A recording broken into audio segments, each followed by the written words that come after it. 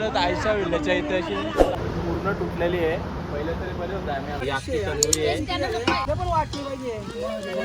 ही आपली अख्खी तंदुरी झालेली आहे. मग अरे अख्खा कोंबडा होता. अच्छा तोच आहे का?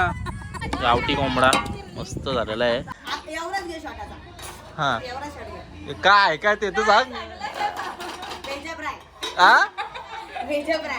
चल चल कमान दंगल दंगल.